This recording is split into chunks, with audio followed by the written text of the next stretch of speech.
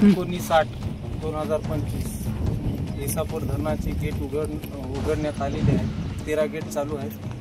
त्या 13 गेटमुळं बॅक वॉटरना खाली पाहू शकता तुम्ही किती नुकसान झालेलं आहे.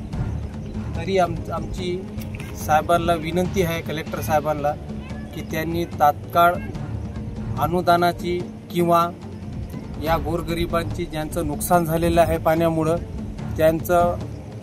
त्यांची मदत करावी ही गावाच्या वतीने इसापूर धरणाचा मी सरपंच अमजद खान हे मागणी करत आहोत.